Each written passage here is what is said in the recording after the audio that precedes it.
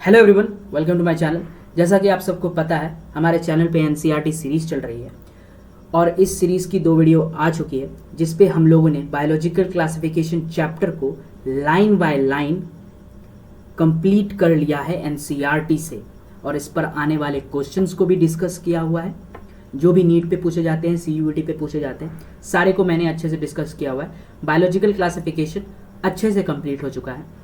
अगर आप लोगों ने वीडियो नहीं देखा हो तो कृपया जाके वीडियो देख ले, इसी चैनल पे आप लोगों को मिल जाएगा, तो ज़्यादा परेशान ना हो, वीडियो जाके देख ले। बहुत ही अच्छी वीडियो थी, बहुत ही इंपॉर्टेंट क्वेश्चन को डिस्कस किया गया था उस वीडियो पे। और आज हम लोग करने वाले हैं 12th का chapter, human health and disease. आप लोग बोलेंगे पहले 11th फिर 12th सीधा। ये डिसीजन इसीलिए लिया गया है क्योंकि आप लोगों की 12th की बोर्ड की एग्ज़ाम जो है बहुत ही नज़दीक है। तो हम लोगों ने ये डिसीजन लिया है कि पहले 12th के चैप्टर्स को अच्छे से कंप्लीट कर लिया जाएगा। 12th के चैप्टर यानी एनसीईआरटी से, जो कि सबसे इम्पॉर्टेंट बुक है सारे एग्जामों के लिए। 12th के चैप्टर को अच्छे से कंप्लीट कर लिया जाएगा। उसके बाद हम लोग 11th पे जंप करेंगे क्योंकि 12th बहुत ज़्यादा इंपॉर्टेंट है बोर्ड लेवल पे। और अगर आप 12th इस सीरीज़ को करते हैं, यहाँ से करते हैं, तो बोर्ड के साथ साथ आपका नीट भी अच्छे से क्लियर हो जाएगा। जैसा कि आप लोगों ने थंबनेल में देखा होगा, बोर्ड से नीट तक। तो बिना टाइम वेस्ट किए वीडियो को स्टार्ट करते हैं और हम लोग पढ़ते हैं ह्यूमन हेल्थ एंड डिजीज़, जो कि बहुत ही इंपॉर्टेंट चैप्टर है। चाहे आप बोर्ड बेसिस से देखें या फिर नीट बेसिस से देखें या सीयूईटी के बेसिस पे देखें, ये बहुत ही इंपॉर्टेंट चैप्टर है। इस पर क्वेश्चन हर साल पूछे जाते हैं और इस पर कुछ कॉन्सेप्ट भी बनते हैं और कुछ याद करने वाला भी टॉपिक होता है। ठीक है, जैसे कि इस पे बहुत सारी बीमारियां हैं, जैसे टाइफाइड है, एड्स है, कैंसर है। इसके बारे में आप लोग इस चैप्टर में बहुत ही अच्छे से सीखेंगे। यानी कि बायोलॉजी का मेन चैप्टर बोल सकते हैं। यहाँ से आप लोगों को बायोलॉजी का फील आएगा कि हाँ भाई, बायोलॉजी पढ़ने से बहुत सारा फायदा होता है। तो बिना टाइम वेस्ट के वीडियो को स्टार्ट करते हैं और हम लोग पढ़ते हैं ह्यूमन हेल्थ एंड डिजीज़। तो चलिए पढ़ते हैं।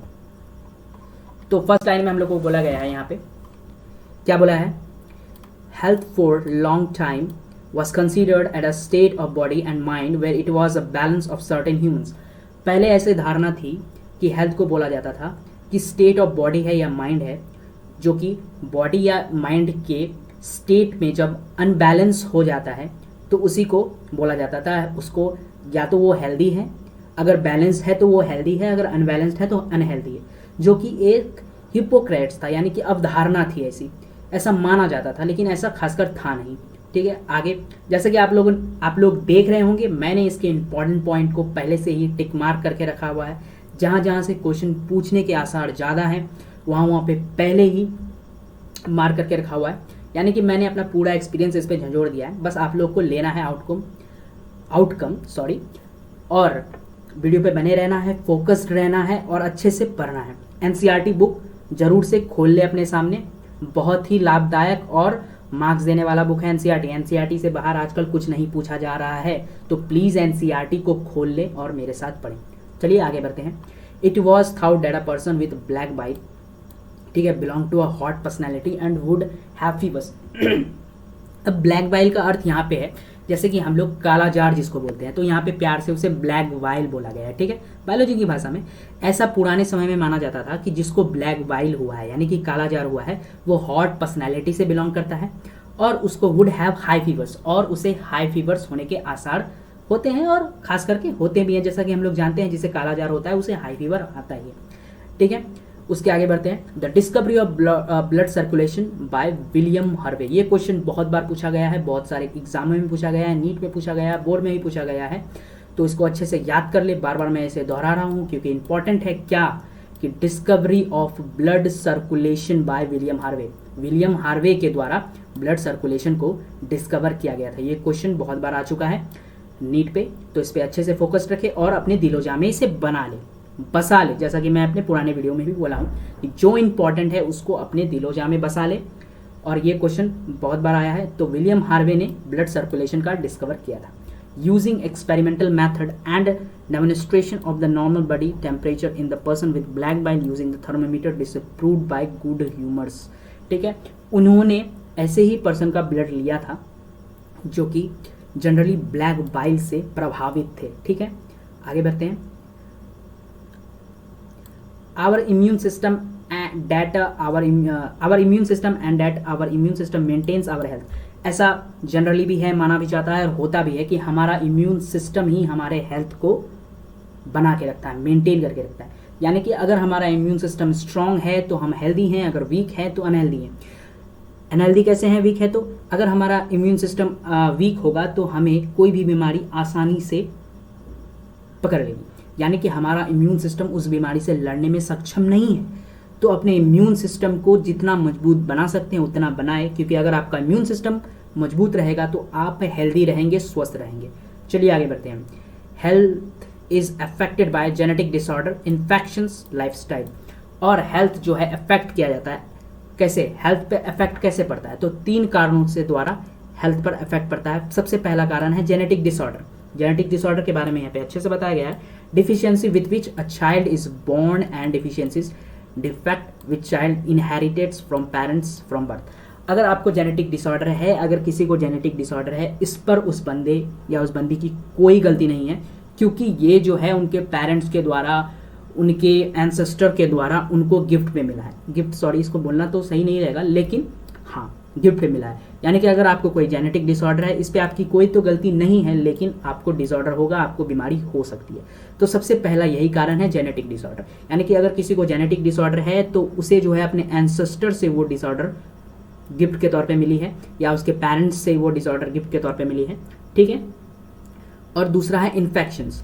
अगर आप जेनेटिक डिसऑर्डर से बच गए तो इन्फेक्शन आपको हो सकता है। इन्फेक्शन कैसे, अगर आप कहीं बाहर जा रहे हैं, जैसे इन्फ्लुएंजा वायरस है, किसी को इन्फ्लुएंजा वायरस है, किसी को फीवर है, कफ है, कोल्ड है, तो अगर किसी को कोल्ड है तो वो छींका और आप अगर उसके नज़दीक में हैं और उसके एयरसोल्स और ड्रॉपलेट्स आपके नोज़ के द्वारा आपके बॉडी में एंटर कर गए, तो आपको भी वो वायरस जो है, आपके अंदर भी वो वायरस जो है घर कर सकता है और आप भी कोल्ड का शिकार हो सकते हैं। तो इन्फेक्शन से बच के रहें, जहाँ भी जाएँ मास्क पहन के जाएँ, किसी से भी हाथ मिलाएं, सैनिटाइज कर लें उसके बाद, तो आप इन्फेक्शन से बच जाएंगे। और तीसरी चीज़ है लाइफस्टाइल। अगर आपका लाइफस्टाइल भी खराब है तो आपको बीमारी होने के आसार जो हैं बहुत अधिक हैं। तो लाइफस्टाइल में क्या क्या हो गया, अब लाइफस्टाइल चेंज करना बहुत लोगों को ज़रूरी है, खासकर इंडिया में। इंडिया में बहुत लोगों की लाइफस्टाइल बहुत ही गंदी रूप से है, ठीक है। तो अगर आप अपने लाइफस्टाइल को सही करेंगे तो आप जो है हेल्दी होने के चांसेस आप में बढ़ जाएंगे, यानी कि आप हेल्दी रहेंगे। अगर आपका लाइफस्टाइल जो है स्टेबल रहेगा, अगर आपका लाइफस्टाइल सही रहेगा तो आप हेल्दी ज़्यादा रहेंगे। तो लाइफस्टाइल में क्या है, including food and water we take. जो खाना हम लोग खाते हैं अनशन नहीं खाना है, जो कप पानी पीते हैं प्योर वाटर पीना है, ठीक है, स्वच्छ पानी पीना है, रेस्ट सही से लेना है, एंड एक्सरसाइज भी करना है। बहुत सारे लोग इंडिया में ऑलमोस्ट 90% लोग ऐसे हैं जो कि एक्सरसाइज नहीं करते हैं, करना है। अगर आप एक्सरसाइज करेंगे तो आप जो है स्वस्थ रहेंगे, आपका लाइफस्टाइल सही रहेगा और आप काफ़ी सारे बीमारियों को अपने अंदर घर बनाने से रोकेंगे। तो इसीलिए डू एक्सरसाइज डेली, ठीक है। हैबिट्स दैट वी हैव और लेक ETC। जैसा भी हम लोग के पास हैबिट है, जैसे कि बहुत सारे लोगों को स्मोकिंग का हैबिट है, बहुत सारे लोगों को अलग अलग चीज़ों का हैबिट है, तो उस हैबिट्स को भी छोड़ना है। अगर आप उस हैबिट को नहीं छोड़ेंगे तो आपके अंदर वो बीमारी होने में देरी नहीं करेगी और आप बीमार हो जाएंगे। तो लाइफस्टाइल को जरूर से जरूर चेंज करें। तो हम लोगों ने क्या सीखा, हेल्थ इज अफेक्टेड। हेल्थ जो है 3 कारणों से अफेक्ट हो सकती है। सबसे पहला जेनेटिक डिसऑर्डर, इस पे आप कुछ नहीं कर सकते हैं। जेनेटिक डिसऑर्डर हो गया है तो कहानी खत्म है, इस पे आपका कोई भी हाथ नहीं होगा, ठीक है। जेनेटिक डिसऑर्डर आपकी कोई गलती नहीं है। इन्फेक्शन आपकी गलती है अगर हो रही है, क्योंकि आप जो है क्योर नहीं कर रहे हैं खुद को, मास्क नहीं पहन रहे हैं, सैनिटाइज नहीं कर रहे हैं अपने आप को, अपने हाथ को, तो आपको इन्फेक्शन हो सकती है। और तीसरा तो बहुत बड़ा गलती है लाइफस्टाइल। अगर आप अपने लाइफस्टाइल को चेंज नहीं करेंगे तो आपको डिजीज होने के चांसेस तो बढ़ेंगे। तो पहला तो जेनेटिक डिसऑर्डर आपके हाथ में नहीं है, ये दोनों इन्फेक्शंस और लाइफस्टाइल, ये दोनों आपके हाथ में है। तो कृपया कर इसे करें और हेल्दी जीवन बिताएं। आगे बढ़ते हैं। The term health is frequently used by everybody. Health का टर्म तो आप लोगों ने बहुत ही सुना है, जैसे कि ऑफिस में भी सुना होगा, आज उसका हेल्थ खराब है इसलिए ऑफिस नहीं आया। स्कूलों में भी काफ़ी जगह ने हेल्थ जो टर्म है काफ़ी ज़्यादा फ्रिक्वेंट है और सारे लोगों ने, ऑलमोस्ट 100% लोगों ने ये सुना है, ठीक है। आगे बढ़ते हैं। Health does not simplify mean absence of disease. लेकिन इसका अर्थ ये नहीं है कि हेल्थ का अर्थ ये नहीं है कि आपको डिजीज नहीं है और फिजिकल फिटनेस नहीं है। इसका अर्थ बिल्कुल भी नहीं है हेल्थ। हेल्थ का तो अर्थ क्या है बताया गया आगे, defined as a state of complete physical and mental social being. यानी कि हेल्थ का अर्थ ये है कि अगर आप कंप्लीटली फिजिकली फिट हैं, मेंटली फिट हैं और सोशली फिट हैं तो आप एक हेल्दी पर्सन के कैटेगरी में आएंगे। ठीक है, हेल्थ का यही डेफिनेशन है कि अगर आपका मतलब कि कंप्लीटली आप फिजिकली फिट हैं कंप्लीटली, ठीक है, मेंटली फिट हैं कंप्लीटली और सोशली फिट हैं तो आपको एक हेल्दी पर्सन बोला जाएगा। When people are healthy they are more efficient at work. जब पीपल हेल्दी रहते हैं तो वो लोग ज़्यादा इफिशिएंट होते हैं वर्क में। जैसे कि अगर कोई अनहेल्दी रहा तो वर्क में कैसे मतलब कि ज़्यादा इफिशिएंट रहेगा। किसी को फीवर है तो वो काम पे नहीं जा सकता, तो वर्क इफिशिएंटली वो नहीं कर सकता है। तो इसीलिए यहाँ पे बोला गया है कि जो पीपल हेल्दी होते हैं वो अपने कामों को मोर इफिशिएंटली करते हैं, क्योंकि वो अपने कामों को ज़्यादा दिन तक करते हैं, वे अपने कामों में ज़्यादा फोकस रह सकते हैं। ठीक है, हेल्दी पर्सन के बारे में बात चल रही है। This increase productivity and being economic prosperity. और अगर आप हेल्दी रहेंगे तो आप हमारे देश में इकोनॉमिक प्रोस्पेरिटी, प्रोडक्टिविटी भी बढ़ा सकते हैं। यानी कि हेल्दी पर्सन, जिस देश में ज़्यादा हेल्दी पर्सन है उस देश का प्रोडक्टिविटी और इकोनॉमिक प्रोस्पेरिटी जो है हमेशा एक्सपोनेंशियल लेवल पे बढ़ेगा, यानी कि घटने का नो चांसेस, क्योंकि हेल्दी पर्सन ही प्रोडक्टिविटी और इकोनॉमिक प्रोस्पेरिटी को बढ़ा सकता है। अनहेल्दी पर्सन तो कुछ कर ही नहीं सकता, प्रोडक्टिविटी खाक बढ़ेगा, घर पे सोया हुआ रहेगा। तो हेल्दी रहना है, देश को भी आगे बढ़ाना है, लाइफस्टाइल सही करना है, इन्फेक्शन से दूर रहना है, मास्क पहनना है, सैनिटाइज करते रहना है, हेल्दी रहना है, तो देश का भी नाम होगा और आप भी हेल्दी रहेंगे तो आपका भी नाम होगा। आगे बढ़ते हैं। बैलेंस डाइट, सबसे जरूरी बात है बैलेंस डाइट। इंडिया में खास करके ऐसा होता है कि बैलेंस डाइट अक्सर लोगों के पास नहीं होता है, कोई अंड संड कभी भी कुछ भी खा रहे हैं। तो बैलेंस, अगर आपको हेल्दी रहना है तो अपने डाइट को बैलेंस जरूर करना है। दूसरा है पर्सनल हाइजीन। पर्सनल हाइजीन का मतलब यानी कि अपने आसपास स्वच्छ रखना है, मतलब कि आसपास गंदगी नहीं फैलाना है, अपने रूम्स को, अपने घरों को साफ सुथरा रखना है, उससे आप हेल्दी रहेंगे। रेगुलर एक्सरसाइज, और तीसरा है रेगुलर एक्सरसाइज, यानी कि अगर आप रेगुलर एक्सरसाइज करेंगे तो आप हेल्दी रहेंगे, आपका मेंटल स्टेट और फिजिकल स्टेट हेल्दी रहेगा। ठीक है, ये तीनों चीज को खास करके ध्यान रखें अगर आपको हेल्दी रहना है। सबसे पहला पर्सनल हाइजीन, दूसरा रेगुलर एक्सरसाइज। ठीक है, ये दोनों चीज अगर आप अपने जीवन में अपनाएंगे तो आप लंबे समय तक हेल्दी रह सकते हैं, लंबे समय तक देश के काम आ सकते हैं। Yoga has been practised since time immortal, यानी कि योगा भी एक बहुत अच्छा ऑप्शन है। यहाँ पे जैसा बताया गया है कि योगा भी बहुत अच्छा ऑप्शन है हेल्दी रहने के लिए। इसे इमॉर्टल यानी कि जब बहुत बहुत बहुत पुराने समय से योगा को प्रैक्टिस किया जा रहा है और अभी योगा का बहुत सारा गुण निखर के आ रहा है क्योंकि लोग योगा ज़्यादा प्रैक्टिस कर रहे हैं। यानी कि योगा भी एक बहुत ही ज़रूरी चीज़ है इंसान को हेल्दी रखने के लिए। ये एक मेजर फैक्टर है। अगर आप योगा करते हैं तो आप 90% के कैटेगरी से निकलकर बाहर आते हैं और आप उस 10% में गिने जाएंगे जो कि सक्सेसफुल हैं, जो कि हेल्दी हैं, जो कि देश के काम आते हैं। तो योगा भी बहुत अच्छा चीज़ है। एक्सरसाइज अगर आपसे नहीं होता है तो कृपया कर योगा करें और हेल्दी रहें। आगे बढ़ते हैं। Awareness about disease. अवेयरनेस भी बहुत ज़्यादा जरूरी है कि अगर आपको सामने वाले डिजीज़ के बारे में पता हो, जैसे कि कोरोना अभी हाल ही में आया था, तो अवेयरनेस जैसे जैसे इंसानों का बढ़ा तो कोरोना भी घट रहा है। तो अवेयरनेस जितना ज़्यादा रहेगा डिजीज़ के बारे में उतना ज़्यादा जो है आप हेल्दी रहेंगे और डिजीज़ कम फैलेगी। At their effect on different bodies functions. Vaccination, immunisation against infections disease. Vaccination के बारे में बताना तो ज़रूरी नहीं है क्योंकि कोरोना है, तो वैक्सीनेशन के बारे में तो सबको पता ही होगा क्या है vaccination. Immunisation against infectious disease, यानी कि इम्यूनाइजेशन मतलब क्या होता है, वैक्सीनाइजेशन के ब्रैकेट में इम्यूनाइजेशन है। यानी कि अगर वैक्सीनाइजेशन हम लोग क्या करते हैं, जैसे कि अगर आपको कोई डिजीज़ है और आपके इम्यून सिस्टम के पास पावर नहीं है उस डिजीज़ को हराने के लिए, तो हम लोग अलग से वैक्सीन डालते हैं, डॉक्टर्स लोग अलग से वैक्सीन डालते हैं उस पर्सन के अंदर।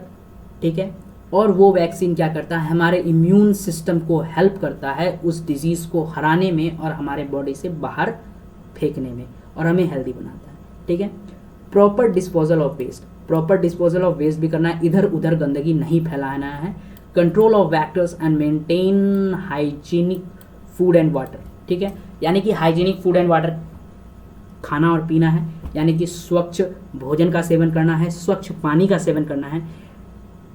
ये सारा नेसेसरी चीज़ है फॉर अचीविंग गुड हेल्थ। अगर आपको एक हेल्दी पर्सन बने रहना है लंबे समय तक तो आपको अपने आसपास साफ सुथरा रखना पड़ेगा। आप जो खाना खा रहे हैं वो साफ सुथरा होना चाहिए, आप जो पानी पी रहे हैं वो साफ सुथरा होना चाहिए। अगर ये सब रहा तो आप एक हेल्दी पर्सन रहेंगे लंबे समय तक। When the functioning one or more organs or system of a body is adversely affected, characterized by the appearance of various signs and symptoms। क्या बोला गया है? when the functioning of one or more organs, जब हमारे body के एक या एक से ज़्यादा ऑर्गन फंक्शनिंग अच्छे से नहीं कर पाते हैं, एडवर्सली अफेक्ट हो जाते हैं, characterised by appearance of various signs and symptoms, अलग अलग सिम्टम्स के कारण हमारा बॉडी का जो है एक या एक से ज़्यादा ऑर्गन अच्छे से काम नहीं कर पाता है, तो उसे हम क्या बोलते हैं? नॉट हेल्दी के कैटेगरी में डालते हैं। क्या बोलते हैं?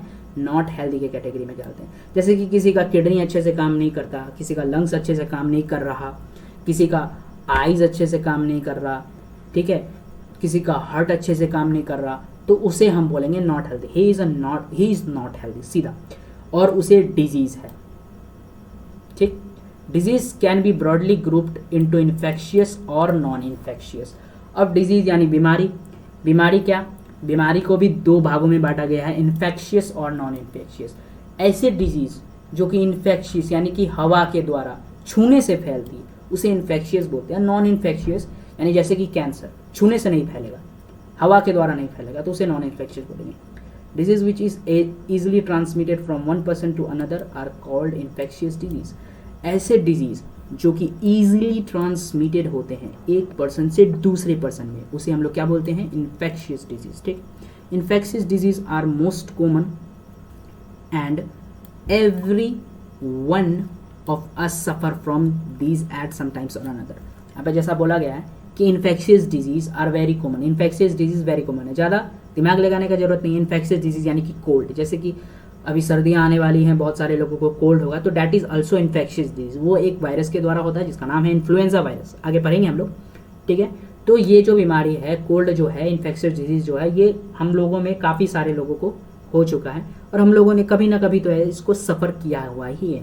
सम of the infectious disease like AIDS, AIDS काफ़ी लोगों को नहीं हुआ है, मतलब मैंने बोला इन्फ्लुएंजा वायरस यानी कि कोल्ड, ये एड्स है, इन्फेक्शियस ये भी है, लेकिन ये रेयर केस में होता है लोगों को। अगर आप सावधानी नहीं बरतेंगे तो जरूर होगी। आगे बढ़ते हैं। जैसे कि कुछ इन्फेक्शियस डिजीज जैसे माइल्ड, मतलब कि ज़्यादा फीटल होते हैं, ज़्यादा डरावने होते हैं, जैसे कि एड्स, और कुछ इन्फेक्शियस डिजीज ऐसे होते हैं जो कि 1-2-3 दिन में सही हो जाते हैं। ठीक है, और ज़्यादा डरावने इन्फेक्शियस डिजीज में एक डिजीज है जिसका नाम है एड्स। ठीक है, among non infectious disease cancer, जैसे कि नॉन इन्फेक्शियस डिजीज के बारे में मैंने पहले बताया, ऐसे डिजीज जो कि हवा से छूने से नहीं फैलते हैं उसे बोलते हैं नॉन इन्फेक्शियस, और इस पे आते हैं कैंसर।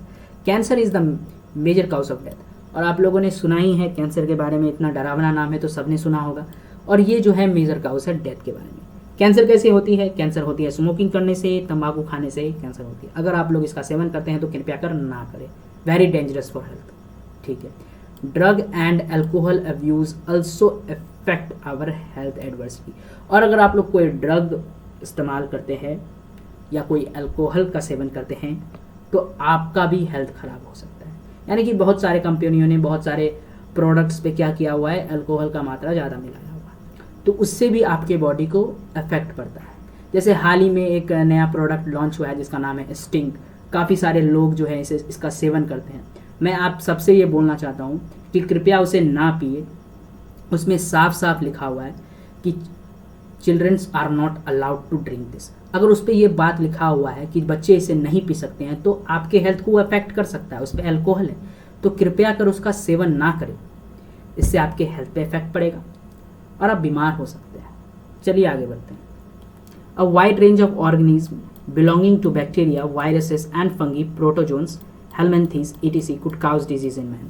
जैसे कि बहुत सारे हमारे दुश्मन भाई हैं, bacteria, viruses, fungi, protozoan, helminths, ये सब जो है डिजीज काउज करते हैं हमारे में।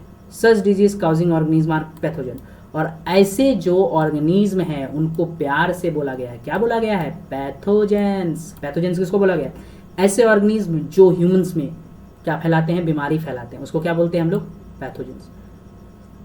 ठीक है, पैथोजेंस मतलब ऐसे ऑर्गेनिज्म जो ह्यूमंस में बीमारी फैलाते हैं। कौन कौन है pathogen? Bacteria, viruses, fungi, protozoans, helminths, ठीक है, ये सारे क्या हैं, पैथोजेंस हैं।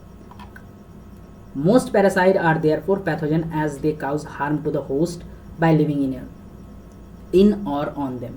मोस्ट पैरासाइट, जैसे कि मैंने बायोलॉजिकल क्लासिफिकेशन पे इस पर अच्छे से डिस्कस किया हुआ है। अगर आप लोगों ने वीडियो को नहीं देखा है तो कृपया चेक करके जाके उसे देखें। और मेरा आप लोग से रिक्वेस्ट है कि अगर आपको इसके रिगार्डिंग कोई भी डाउट आ रहा है तो कमेंट सेक्शन पे ज़रूर जाके कमेंट करें कि मुझे इस पर डाउट है। और हमारा एक टेलीग्राम चैनल भी है, उसका लिंक मैं डिस्क्रिप्शन पे दे दूंगा। अगर आप लोग चाहें तो उस पर भी जाके अपने डाउट को शेयर कर सकते हैं। मेरा पूरा प्रयास रहेगा कि सारे डाउट को लिया जाए और सारे डाउट को सॉल्व किया जाए। तो ये दोनों काम अगर आप लोग चाहते हैं तो कर सकते हैं, कमेंट पे अपना डाउट लिख सकते हैं, और अगर नहीं टेलीग्राम चैनल पे जाके भी अपना डाउट पर्सनली पूछ सकते हैं, मैं लिंक डिस्क्रिप्शन पे दे दूंगा। ठीक है, अब आगे बढ़ते हैं। जैसा कि हम लोग पढ़ रहे थे, most parasite are therefore pathogens, यानी कि बहुत मोस्ट पैरासाइट मतलब ऐसे जीव जो हमारे अंदर रहते हैं और हम ही को हानि पहुंचाते हैं। इसके बारे में मैंने बायोलॉजिकल क्लासिफिकेशन पे अच्छे से बताया हुआ है, तो ज़्यादा डिस्कस नहीं करूंगा। ठीक है, ऐसे ऑर्गेनिज्म जो हमारे अंदर रहते हैं और हम ही को हानि पहुंचाते हैं उसे पैरासाइट बोलते हैं। आर देयरफॉर पैथोजेंस, इसीलिए उन्हें पैथोजेंस बोला गया। They cause harm to most by living or on them. ठीक है, वो क्या करते हैं, हमारे को हार्म करते हैं, होस्ट पे रहते हैं और होस्ट बॉडी को ही हार्म पहुंचाते हैं, उनका ही न्यूट्रिशन लेते हैं और उनके ही न्यूट्रिशन को लेके उन्हीं को हार्म पहुंचाते हैं। तो आगे बढ़ते हैं। The pathogen can enter our body by various mean, multiply and interfere with normal vital activities. यानी कि पैथोजन क्या कर सकते हैं, हमारे बॉडी में एंटर करते हैं वेरियस मीन्स के द्वारा और फिर मल्टीप्लाई करते हैं एंड फिर उसके बाद हमें हानि पहुंचाते हैं, resulting in morphological and functional damage. यानी कि हमारे मॉर्फोलॉजिकल और फंक्शनल, यानी फंक्शनल यहाँ पे क्यों बोला गया है, हमारे अलग अलग ऑर्गेन्स को वो लोग अफेक्ट करते हैं और मल्टीप्लाई के दौरान अलग अलग ऑर्गेन्स पे अलग अलग वायरसेस, बैक्टीरिया, हेलमिंथेस, प्रोटोजोन्स जाते हैं और हमारे अलग अलग ऑर्गेन्स को अफेक्ट करते हैं। ठीक है, आगे बढ़ते हैं। Pathogens have to adapt to life within the environment of the host. ठीक है, जैसे कि पैथोजन क्या होते हैं कि हमारे अंदर अगर कोई भी इन्वायरमेंट है तो उस इन्वायरमेंट को अपने अनुसार अडेप्ट कर लेते हैं। यानी कि अगर ऐसा पैथोजन है जो ठंड में मर जाएगा, हमारे बॉडी के अंदर ठंड है, जस्ट एग्जांपल, ऐसा नहीं होता, जस्ट एक एग्जांपल मैं समझा रहा हूँ बस, कि अगर हमारे बॉडी के अंदर ठंड है और पैथोजन जो है ठंड में नहीं रह सकता, तो हमारे बॉडी के अंदर जाके वो ऐसा अपने आप को बना लेगा कि वो ठंड में भी सर्वाइव कर पाएगा और हमें हानि पहुंचाएगा। ठीक है, the pathogen that enter the gut must know a way surviving in the stomach at low pH. जैसा कि यहाँ बताया गया कि पैथोजन जो हमारे गट पे एंटर करता है और उसे अच्छे से पता है, वो अपने आप को अडेप्ट कर लेता है कि स्टोमक के अंदर लो पीएच पे बहुत कम लोग सर्वाइव कर सकते हैं। लो पीएच पे सर्वाइव कैसे करना है, पैथोजन अपने आप को उस अनुसार अडेप्ट कर लेता है और हमारे बॉडी के अंदर रहता है और हमारे बॉडी को अफेक्ट करता है। अफेक्ट क्या करता है, डिजीज फैलाता है और हमें बीमार करता है। बहुत ही गंदा चीज़ है ये। चलिए आगे बढ़ते हैं। Resting the various digestive enzyme. ठीक है, resisting the various digestive enzyme, यानी कि बहुत सारे जो कि डाइजेस्टिव एंजाइम है, हमारे HCl है, ये सब का भी रेसिस्टेंस वो बना लेता है। वो पैथोजन इतना खतरनाक जीव है भाई कि हमारे बॉडी के अंदर जाएगा, अगर हमारा बॉडी उसको बाहर निकालने की कोशिश कर रहा है तो उसके अनुसार अपने आप को अडेप्ट कर लेगा और फिर दिखाएगा अपना जलवा, यानी कि बीमार करेगा हम लोग। आगे बढ़ते हैं। अब आ गए आप लोग के फेवरेट टॉपिक पे, जिसका नाम है टाइफॉइड। ठीक है, टाइफॉइड अक्सर लोगों को होता है और आप लोगों में से भी बहुत कोई को टाइफॉइड हुआ होगा। तो आज जान लीजिए किसके कारण होता है। टाइफॉइड होता है एक बैक्टीरिया के कारण जिसका नाम है सैल्मोनेला टाइफी। ठीक है, सैल्मोनेला टाइफी, याद रखेंगे इसको, बहुत बार क्वेश्चन आया है कि the bacteria which causes typhoid is called as Salmonella typhi. Salmonella typhi से टाइफॉइड होता है, तो इसको याद रखेंगे, मैंने बहुत बार दोहराया तो इसको याद रखना है, दिलोजा में बसा लेना है। ठीक है, क्या कि सैल्मोनेला टाइफी एक बैक्टीरिया है जिसके कारण क्या होता है, टाइफाइड होता है। ठीक, अब पैथोजन बैक्टीरियम बता दिए मैंने पहले ही, जो कि काउज करता है क्या, टाइफॉइड। ठीक, टाइफॉइड फीवर काउज करता है। This pathogen generally enter the small intestine, ये हमारे स्मॉल इंटेस्टाइन में एंटर करता है, स्मॉल इंटेस्टाइन में। ठीक है, स्मॉल इंटेस्टाइन में, लार्ज नहीं, स्मॉल में, स्मॉल इंटेस्टाइन में एंटर करता है through food and water contaminated with them and migrate to the other organs through the body. यानी कि हमारे स्मॉल इंटेस्टाइन में एंटर करता है जब हम लोग कंटामिनेटेड, यानी कि गंदे पानी और गंदे भोजन का सेवन करते हैं, यानी कि गंदे फूड और गंदे वाटर को जब हम लोग इनटेक करते हैं तो ये हमारे स्मॉल इंटेस्टाइन में एंटर करता है और इससे पूरे बॉडी में माइग्रेट करता है। ठीक है, ठीक। और इस पे क्या क्या होता है, इसका क्या है सिम्टम्स, यानी कि अगर किसी को टाइफाइड है तो कैसे पता चले आपको यार उसको टाइफाइड है, उसके नज़दीक नहीं जाना है। ठीक है, कैसे पता चलेगा? सस्टेन्ड हाई फीवर होगा sustain around 39 to 40 degree Celsius तक उसको हाई फीवर हो सकता है। ठीक है, वीकनेस आएगी, बहुत कमजोरी आएगी, स्टमक पेन होगा, बहुत ही ज़्यादा स्टमक दर्द करेगा, कंस्टिपेशन होगा। ठीक है, कंस्टिपेशन मतलब पता ही होगा सबको, हाँ बताने का जरूरी है क्या, आएगा नहीं अच्छे से कंस्टिपेशन मतलब। ठीक है, समझ गए होगे। हेडेक मतलब सर दर्द करेगा, लॉस ऑफ एपिटाइट यानी कि भूख में कमी आएगी। ठीक है, भूख में कमी आएगी, लॉस ऑफ एपिटाइट यानी कि भूख नहीं लगेगी बिल्कुल भी, खाया नहीं होगा दिन भर से फिर भी लगेगा, खाने के लिए कोई देगा तो खाने का मन नहीं करेगा, यानी कि जनरली भूख नहीं लगेगी, लॉस ऑफ एपिटाइट। तो टाइफाइड में जनरली अगर किसी के पास जाओगे या कोई पूछे किसी को ये वीकनेस देखने को मिला, यानी वीकनेस है, स्टमक पेन है, कंस्टिपेशन है, हेडेक है, लॉस ऑफ एपिटाइट है और फीवर आ रहा है 39 to 40 डिग्री, सीधा डॉक्टर बन के बोल देना है कि उसे टाइफाइड है। ठीक है, और किस बैक्टीरिया के कारण हो रहा है वो भी बोल देना है, सैल्मोनेला टाइफी। बनने के लिए बनना भी पड़ता है कभी कभी, तो बोल देना। अगर किसी को ऐसा सिम्टम्स है, यानी कि वीकनेस है, स्टमक पेन है, कंस्टिपेशन है, हेडेक है, लॉस ऑफ एपिटाइट है, भूख में कमी आ रही है, तो सीधा बोल देना है उसको, भाई आपको टाइफाइड है या उसे टाइफाइड है, कृपया उससे दूर रहें। और टाइफाइड कराने वाला बैक्टीरिया कौन है? सैल्मोनेला टाइफी है, बता दे, बन जाइएगा उसके सामने ही। ठीक है, आगे बढ़ते हैं।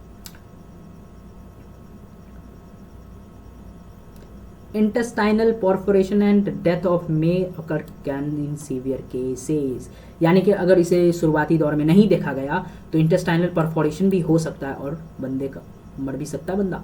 डेथ में ऑकर इन सीवियर केस, यानी कि सीवियर केसेस में मर भी सकते हैं।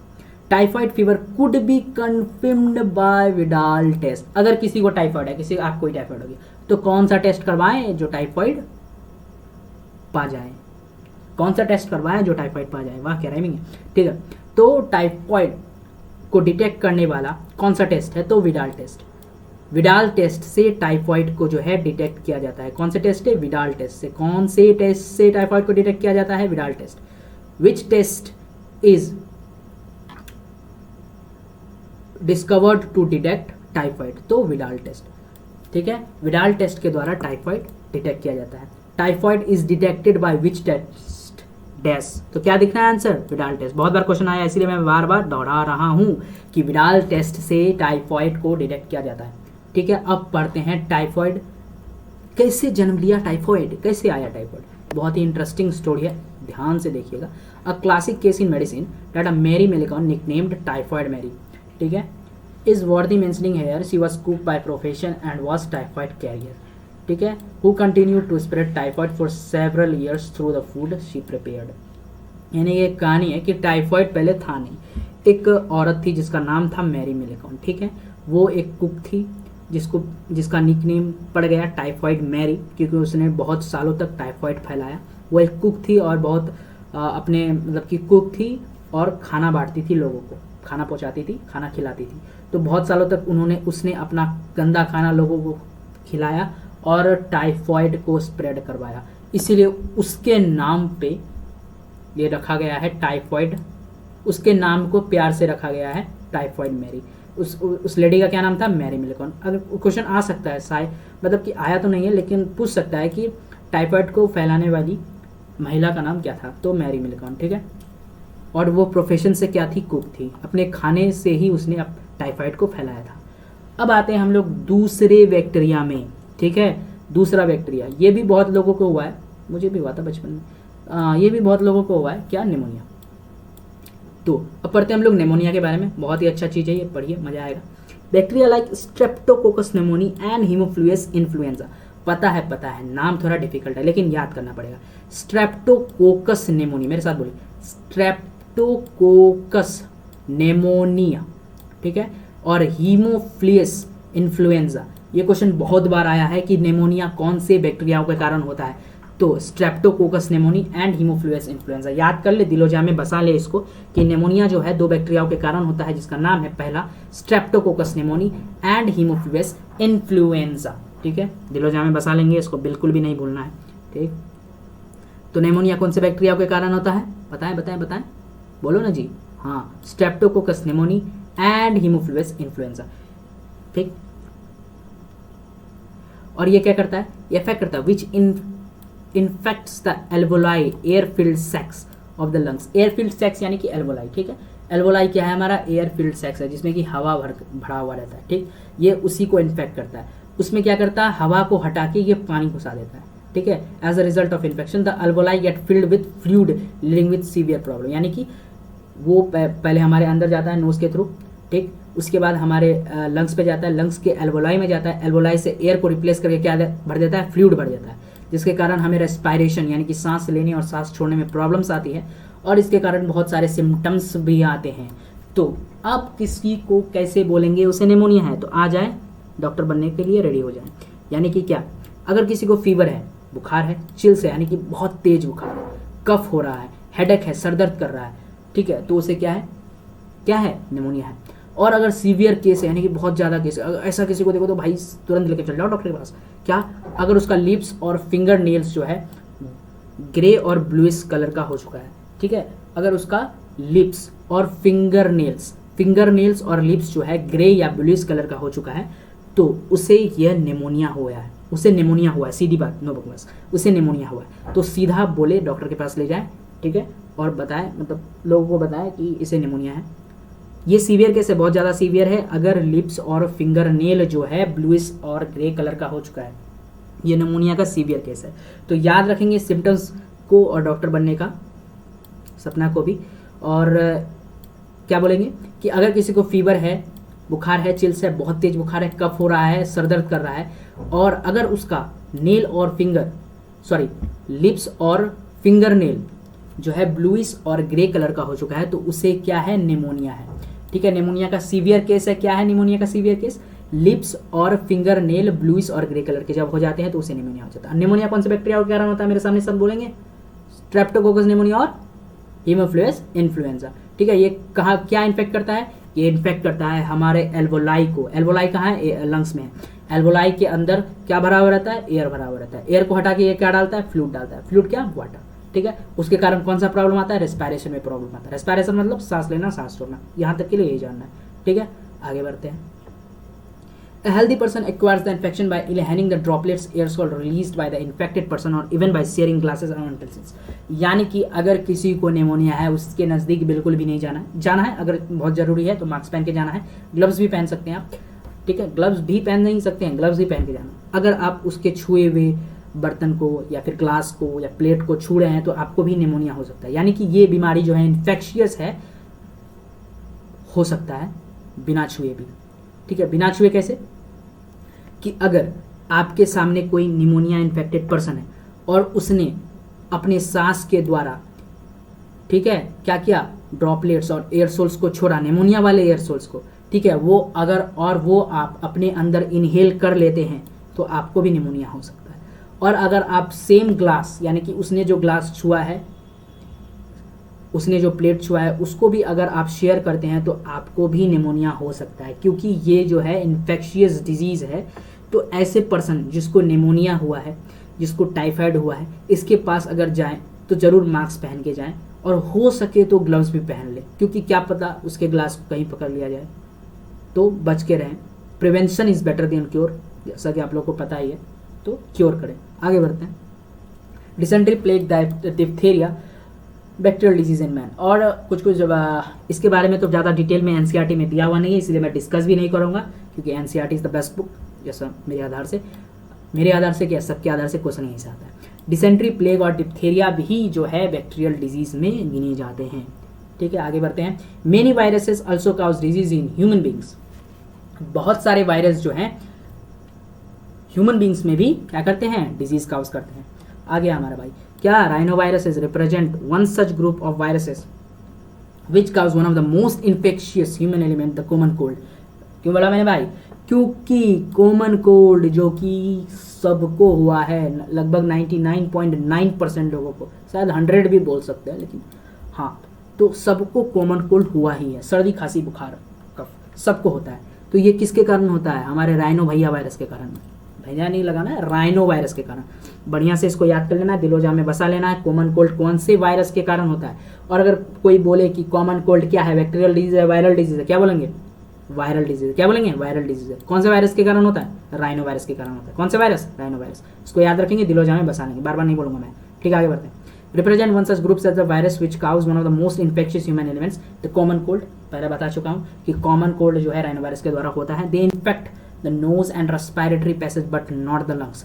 जैसा कि हम लोगों ने पहले देखा कि निमोनिया जो कि इन्फ्लुएंजा वायरस, निमोनिया जो कि स्ट्रेप्टोकोकस निमोनिया के कारण होता है और हीमोफिलस इन्फ्लुएंजा के कारण होता है, ये जो है क्या करते हैं, ये जो है लंग्स को इफेक्ट करते हैं। लेकिन ये जो है राइनो वायरस जो है, ये कॉमन कोल्ड जब करता है, ये हमारे लंग्स को इफेक्ट नहीं करता है, इन्फेक्ट नहीं करता है, ये हमारे नोज और रेस्पिरेटरी पैसेज, ठीक है, उसको इन्फेक्ट करता है। The common cold is characterised by nasal congestion and discharge. यानी कि कॉमन कोल्ड जैसा कि सर्दी खांसी होता है सबको, ठीक है, सोर थ्रोट, गले में खराश होगा, हॉर्नेस आएगा, ठीक है, यानी कि खड़ा खड़ा गला लगेगा, कफ होगा, हेडेक होगा, टाइटनेस होगा, थकावट होगा, ये सब कॉमन कोल्ड। ज़्यादा डिस्कस करने का जरूरत नहीं है, कॉमन कोल्ड का सिम्टम सबको पता ही है क्या क्या होता है कॉमन कोल्ड में। ठीक है, आगे बढ़ते हैं। Which usually last for 3 to 7 days। जैसे कि या तो किसी किसी को कॉमन कोल्ड 3 दिन में भी, किसी किसी का कॉमन कोल्ड 3 दिन में भी खत्म हो सकता है, और मेरे जैसे इंसान का 7 दिन में खत्म हो सकता है। ठीक है, क्यों? क्योंकि किसी का इम्यूनिटी ज़्यादा मजबूत होता है, किसी का इम्यूनिटी मतलब कि कमज़ोर होता है। जिसका इम्यूनिटी ज़्यादा कमज़ोर होता है वो राइनो वायरस को जल्दी भगा देता है 3 दिन में, लेकिन ज़्यादा तो है उसके अंदर भी, लेकिन वो 3 दिन में भगा देता है। और जिसका इम्यूनिटी थोड़ा वीक होता है तो वो 7 दिन तक झेलना पड़ता है उसको। Droplet resulting from the cough and sneeze can infect a person. यहाँ भी किसी को भी कॉमन कोल्ड है तो कृपया उसके सामने मास्क पहन के जाएं। ठीक है, अगर नहीं पहनेंगे तो आपको भी कॉमन कोल्ड हो सकता है। भले ही ज़्यादा सीवियर केस नहीं होगा, आप मरेंगे नहीं, थोड़ा सा ही होगा, लेकिन आपका बॉडी जो है एक मतलब कंफर्टेबल फेज से एक डिस्कम्फर्ट जोन में चला जाएगा। तो बेहतर यही है कि किसी को भी अगर फीवर, कोल्ड, कोई भी कॉमन कोल्ड है तो मास्क पहन के जाए, स्वस्थ रहें। ठीक, आगे बढ़ते हैं। तो मास्क पहन के जाए। यहाँ पे जैसे लिखा हुआ है droplet resulting from the cough and sneeze, जैसा कि अगर कोई कॉमन कोल्ड वाला पर्सन है, अगर वो छींकता है या फिर स्नीज करता है, छींकता है या फिर स्नीज करता है, तो उसके छोड़े हुए ड्रॉपलेट्स और छोड़े हुए ड्रॉपलेट्स क्या करते हैं, एयर में घुस जाते हैं, और जब हम उसको इनहेल करते हैं तो हमें भी वो बीमारी हो सकती है, और ये छूने से भी फैलती है। यानी कि अगर उसने पेन को पकड़ लिया, उसने बुक को पकड़ लिया, उसने कप को पकड़ लिया, उसने डोर नब्स को पकड़ लिया, कंप्यूटर कीबोर्ड माउस को पकड़ लिया, जैसा कि कोरोना जैसा था वैसा ही सेम ही है कि अगर उसने कोई भी चीज़ छुआ है तो उस पर उसका जो है ड्रॉपलेट गया है कॉमन कोल्ड वाला, और अगर हम भी उसे छुएंगे तो वो हमारे नोज तक आएगा, नोज से हमारे बॉडी को डिस्कम्फर्ट जोन में ले जाएगा। तो बेहतर यही है कि मास्क पहन के जाए, और हो सके तो ग्लव्स पहन के जाए। अगर नहीं ग्लव्स पहन के जा रहे हैं तो कृपया वहाँ से आके सैनिटाइज कर दें हाथों। ठीक है, some of the human disease are caused by protozoans too. जैसे कि हम लोगों ने पहले पढ़ा वायरल डिजीजेस, वायरल डिजीज में हम लोगों ने पढ़ा क्या पढ़ा, टाइफाइड पढ़ा, ठीक है, उसके बाद निमोनिया पढ़ा, उसके बाद हम लोगों ने वायरल डिजीज पढ़ा। वायरल डिजीज में हम लोगों ने क्या पढ़ा, कॉमन कोल्ड पढ़ा। ठीक है, कॉमन कोल्ड किसके द्वारा होता है, राइनो वायरस के द्वारा होता है। ठीक, और वायरल डिजीज में कौन सा 2 डिजीज पढ़ा, पहला पढ़ा टाइफाइड, टाइफाइड किसके द्वारा होता है, सैल्मोनेला टाइफी के द्वारा होता है। निमोनिया किसके द्वारा होता है, हीमोफिलस इन्फ्लुएंजा, स्ट्रेप्टोकोकस निमोनिया, इन दोनों के कारण क्या होता है, निमोनिया होता है। और उसके बाद वायरस किसके कॉमन कोल्ड किसके द्वारा होता है, राइनो वायरस के द्वारा होता है, जो कि वायरल डिजीज। अब हम लोग पढ़ने वाले हैं क्या, प्रोटोजोन। प्रोटोजोन के कारण कौन सा बीमारी होता है, आप लोगों ने बहुत बार सुना है इसके बारे में, मलेरिया। ठीक है, मलेरिया क्या होता है, प्रोटोजोन के कारण होता है। ठीक, प्रोटोजोन अगर नहीं पता है तो मैंने बायोलॉजिकल क्लासिफिकेशन में पढ़ाया हुआ है, अगर आपको नहीं आ रहा है तो कृपया जाके वो वाला वीडियो देखें, इसी चैनल पर अवेलेबल है, मैं फिर से तो नहीं बताने वाला हूँ। ठीक है, a disease man has been fighting since many years, Plasmodium. ठीक है, जो कि मलेरिया, यहाँ पे क्या लिखा हुआ है, हर्ड अबाउट मलेरिया। आप लोगों ने मलेरिया के बारे में बहुत बार सुना है। पहले के ज़माने में क्या होता था, मलेरिया होता था तो सारा एकदम पूरा गांव खलास, कोई गांव में कोई बचा नहीं। ठीक है, ये जो है पुराने समय से इसको झेला जा रहा है। This man been fighting since many years, बहुत सालों से इसे झेला जा रहा है। और ये क्या है, किसके द्वारा होता है malaria, Plasmodium tiny protozoan is responsible for this disease. अगर कोई पूछेगा मलेरिया को कौन फैलाता है तो क्या बोलेंगे आप लोग, प्लाज्मोडियम। क्या बोलेंगे, प्लाज्मोडियम। क्या बोलेंगे, प्लाज्मोडियम। बार बार इसीलिए दोहरा रहा हूँ क्योंकि क्वेश्चन आता है। दिलोजा में क्या करना है, बसा लेना है कि मलेरिया किससे होता है, प्लाज्मोडियम से होता है। किससे होता है? प्लाज्मोडियम से होता है। ठीक है, आगे बढ़ते हैं। Different species of Plasmodium, Plasmodium vivax, Plasmodium malaria and Plasmodium falciparum are responsible for different types of malaria. ये सारे जो हैं प्लाज्मोडियम के अंदर आते हैं। प्लाज्मोडियम वाइवेक्स, प्लाज्मोडियम मलेरिया और प्लाज्मोडियम फैल्सिफेरम, ये क्या फैलाते हैं? मलेरिया फैलाते हैं। तीनों अलग अलग किस्म के हैं, तीनों मलेरिया फैलाते हैं। हाँ, तीनों मलेरिया ही फैलाते हैं। Of this malignant malaria caused bye Plasmodium falciparum, यानी कि बहुत ही ज़्यादा खतरनाक जो मलेरिया फैलाता है वो होता है Plasmodium falciparum. Is the most serious one that can even be fatal, यानी कि ये बहुत ही ज़्यादा तीनों में से, यानी प्लाज्मोडियम अगर बोले कि तीनों में से सबसे ज़्यादा खतरनाक कौन है तो प्लाज्मोडियम फैल्सिफेरम। प्लाज्मोडियम वाइवेक्स और प्लाज्मोडियम मलेरिया जो है मतलब कि ये थोड़ा कम खतरनाक है, लेकिन खतरनाक तो वो भी है लेकिन थोड़ा कम है। किससे? प्लाज्मोडियम फैल्सिफेरम से। ये सबसे ज़्यादा सीरियस, एकदम सीरियस, बच के रहना इससे भाई। ठीक है, आगे बढ़ते हैं।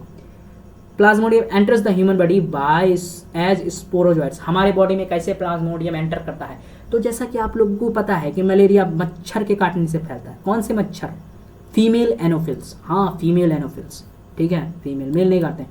मेल जो है फ्रूट को सक करते हैं और फीमेल जो है, फीमेल मॉस्किटो जो है ह्यूमंस के या फिर एनिमल्स के ब्लड को सक करती है और मेल जो है फ्रूट को सक करता है। तो फीमेल क्या करता है? ब्लड को सक करता है। तो इसे ध्यान में रखें। पूछा जाता है कि मेल मॉस्किटो फैलाता है या फिर फीमेल मॉस्किटो मलेरिया फैलाता है, तो याद रखें फीमेल मॉस्किटो मलेरिया फैलाता है, क्योंकि मेल तो फ्रूट का जूस सक करता है ना, और फीमेल एनोफिल्स मॉस्किटो क्या करते हैं? ह्यूमंस का, एनिमल्स का ब्लड सक करते हैं। ठीक है, आगे बढ़ते हैं, ज़्यादा हो चुका। आगे बढ़ते हैं प्लाज्मा। और सबसे ज़रूरी बात कि अगर कोई पूछे कि मलेरिया किसी को हो गया है तो प्लाज्मोडियम जो एंटर करेगा ह्यूमन बॉडी में किस रूप में एंटर करता है? वो स्पोरोजोइट्स के रूप में एंटर करता है। किस रूप में? स्पोरोजोइट्स। यानी कि मलेरिया का पहला स्टेज जो आगे आने वाला है, मलेरिया का पहला स्टेज जो है वो क्या है? स्पोरोजोइट्स है। Infectious form through the bite of infected female Anopheles mosquito. Infected यहाँ क्यों लिखा गया है? यानी कि ये जो प्लाज्मोडियम है ये क्या करता है? सबसे पहले क्या करता है? फीमेल मॉस्किटो को इन्फेक्ट करता है, यानी कि उसके अंदर घुसता है। उसको तो इससे कुछ नहीं होता, लेकिन वो एक वेक्टर के तरह काम आता है। और जब वो female Anopheles mosquito, infected female Anopheles mosquito जब किसी ह्यूमन को काटती है तो उस पर क्या होता है? प्लाज्मोडियम घुस जाता है और उसे मलेरिया डिजीज काउज करवाता है। ठीक है, आगे बढ़ते हैं। The parasite initially multiply with the liver cells and then attack the red blood cell. सबसे पहले ये स्पोरोजोइट के रूप में हमारे बॉडी में एंटर करता है और सबसे पहले ये इनिशियली क्या करता है? मल्टीप्लाई करता है, यानी कि अपने संख्या को बढ़ाता है। एक से तो नहीं होगा, इसलिए 1000 करता है। मल्टीप्लाई करने के बाद ये हमारे सबसे पहले किसको इन्फेक्ट करता है? लिवर सेल्स को।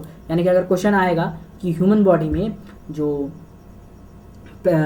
प्लाज्मोडियम जो एंटर करता है स्पोरोजोइट के रूप में, ये सबसे पहले किसको इफेक्ट करता है? तो लिवर सेल्स को।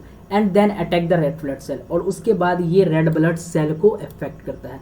RBC resulting the rupture of RBC is associated with the release of toxic substance haemozoin. ठीक है, क्या होता है?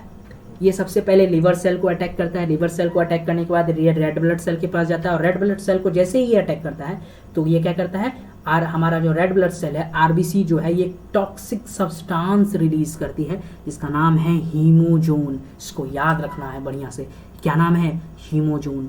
ठीक है, बहुत बार क्वेश्चन आया, अच्छे से बता रहा हूँ, याद रखियो भाई इसको, बहुत लोगों को पता भी नहीं होगा। हीमोजोन। ठीक है, हीमोजोन एक टॉक्सिक सब्सटेंस है जो कि आरबीसी के द्वारा रिलीज किया जाता है जब जो है स्पोरोजोइड लिवर सेल के बाद रेड ब्लड सेल को अफेक्ट करता है। तो हमारा आरबीसी डिफेंस के रूप में इसे क्या करता है?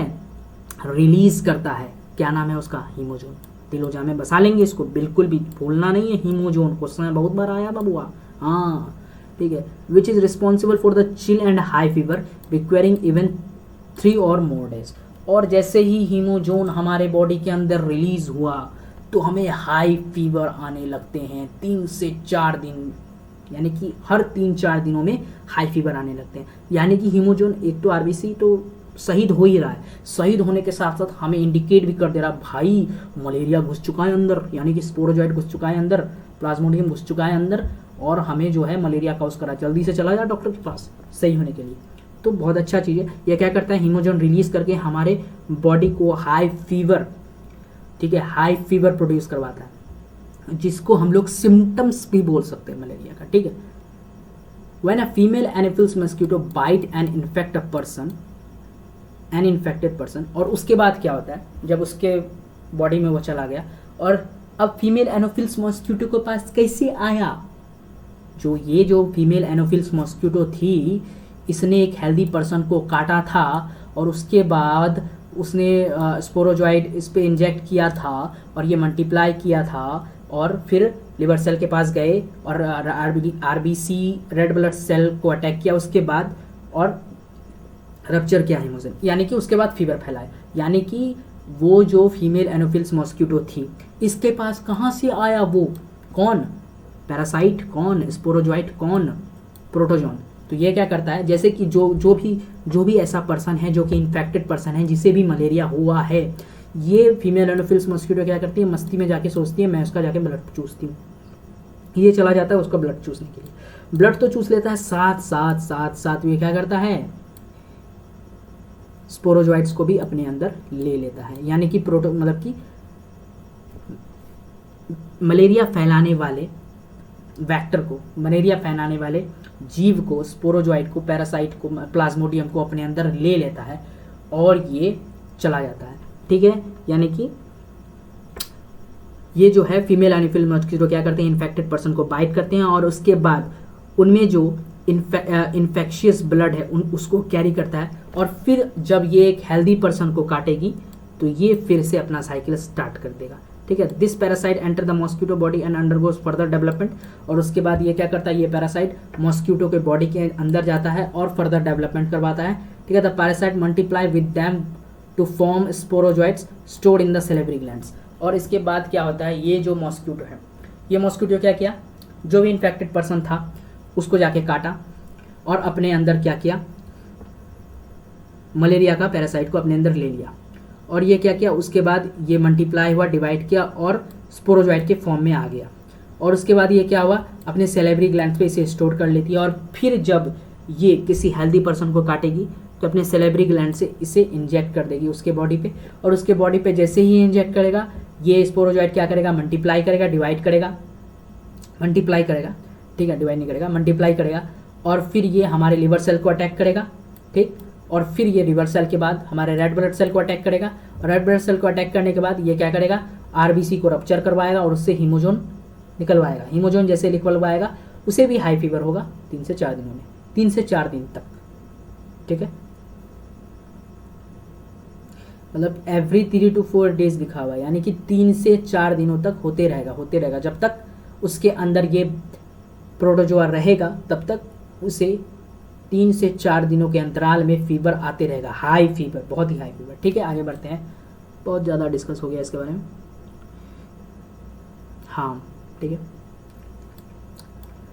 When the mosquito bite introduced initially the malaria parasite requires 2 hosts. इस यहाँ पे बहुत अच्छा लाइन दिया गया है, It is interestingly to note that malarial parasite require 2 hosts. Malarial parasite जो है 2 होस्ट इसे चाहिए, पहला ह्यूमन और दूसरा मॉस्क्यूटो। हाँ, मॉस्क्यूटो भी इसका होस्ट है।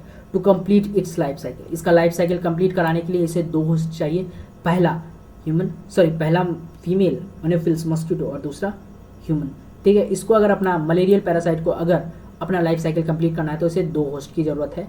तो कौन से 2 होस्ट, ह्यूमन और female Anopheles mosquito. Mosquito is a vector, जैसा कि मॉस्क्यूटो पहले ही मैंने बताया था, मॉस्क्यूटो जो है एक वैक्टर है, ट्रांसमिटिंग एजेंट है, यानी कि मॉस्क्यूटो को इसका कोई प्रभाव नहीं पड़ता है लेकिन ह्यूमन को इसका प्रभाव पड़ता है। अब आगे बढ़ते हैं, देखिए इसका साइकिल के बारे में यहाँ लिखा हुआ है। सबसे पहला लाइन मैंने यहाँ पर टिक करके रखा है। सबसे पहले मॉस्क्यूटो जो है काटा, ठीक है, उसके अंदर में गया sporozoite, parasite sporozoite reach the liver through blood के द्वारा ये लिवर सेल्स में पहुंचा, यहाँ देखिए लिवर सेल में पहुंचा। उसके बाद parasite reproduces asexually in the liver cells, bursting the cell and releasing into the blood. उसके बाद ये क्या किया, ये लिवर सेल में क्या किया, असेक्सुअली रिप्रोड्यूस किया, ठीक है, ब्रस्ट किया और अपने संख्या को बढ़ाया। तीसरा में क्या किया, parasite reproduces asexually in red blood cell, bursting the red blood cell and causing cycles of fever. और ये क्या किया, कि पैरासाइट फिर लिवर सेल्स के बाद ये कहाँ जाता है, आरबीसी के पास जाता है। आरबीसी में जाके ये क्या किया, मल्टीप्लाई किया और आरबीसी को मजबूर किया कि वो क्या करे,